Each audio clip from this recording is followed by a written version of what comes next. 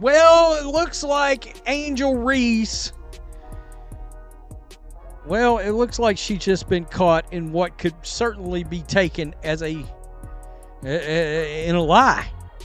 All right? All these things that she says she has dealt with over the last year, all these encounters of racism. Imagine this Angel, following yet another crushing defeat, this time to the New York Liberty. Reese sits down for what ought to be a standard press conference. Reporters are watching, the cameras are rolling, and then an unexpected event occurs.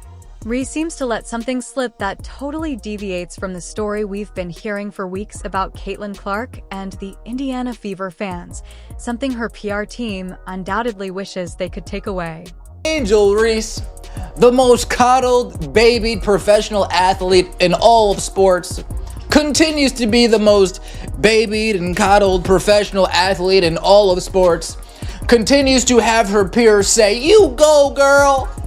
You be unapologetically yourself. Don't worry how rude, how arrogant, and how disrespectful you are. Don't worry about all the lies that you perpetrate. Don't worry about that." Although there was no proof of racist remarks said during the Fever game, Reese's recent admission on live television may be the true tale. What Reese said specifically when she believed no one was listening is the true question. Leave a comment below if you agree with the Fever and don't think Reese is telling the truth. Come on, let's go.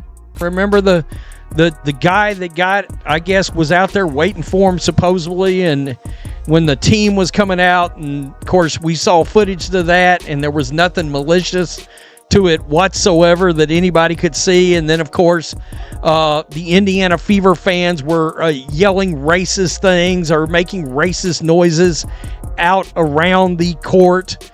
WNBA did an investigation, found nothing. Nobody but Rhee and her supporters were surprised by the WNBA's judgment after weeks of investigation after alleged racist remarks made during the Fever vs. Sky game. When the league started their official investigation, they didn't mince words. They spoke with team staff from the Indiana Fever and Chicago Sky Arena, and they also interrogated spectators who were seated in the areas where the alleged incident allegedly occurred. Every angle of the security footage was examined frame by frame. It is embarrassing. It's absolutely embarrassing. It is absolutely embarrassing. And the fact is that originally it's, oh yeah, you know, we're looking towards everything. Then they had to double down. They actually redacted this statement. They redacted a statement. They redacted the statement saying we're looking at everything, saying no, we're actually not looking at most of the stuff. We're looking at a lie spread on social media that went viral. We are looking into a literal lie spread on social media that got spoken into fact. We're looking at a lie. You know what they discovered? Nothing at all after all that effort. There is no proof that Indiana Fever supporters have engaged in any racist behavior. After interviewing dozens of people who were present that evening and going over hours of video and audio recordings from broadcast equipment, the league's investigation team was unable to find any evidence that the alleged occurrences actually happened.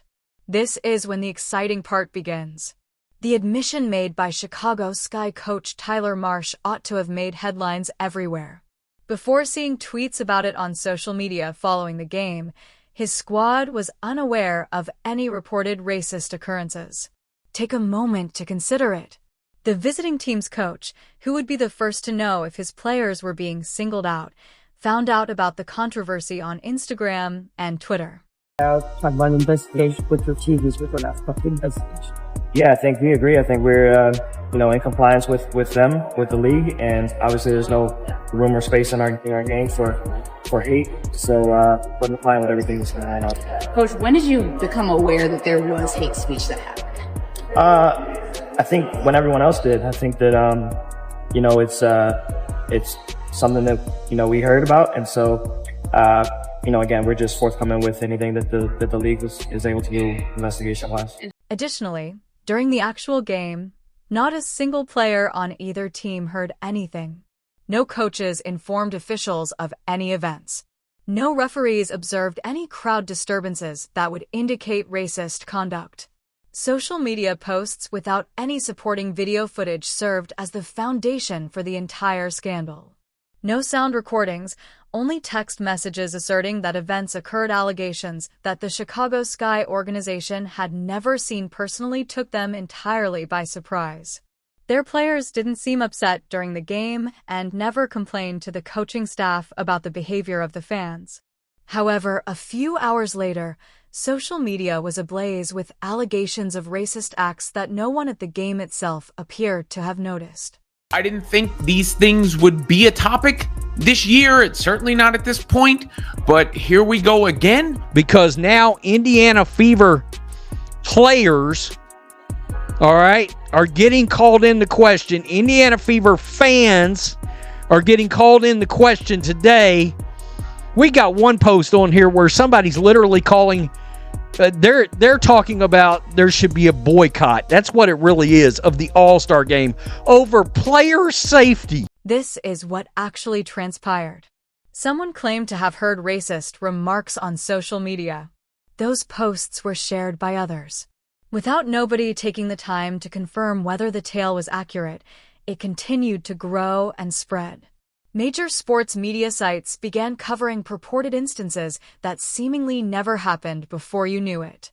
Where exactly did these claims originate from? The WNBA's official statement stated that the reports were not substantiated, which is league speak for this didn't happen if no one in the building heard anything racist, if security cameras captured nothing, and if players and coaches were unaware until social media told them to be upset. The league's investigation's findings prepared the ground for something even more significant that was going to happen.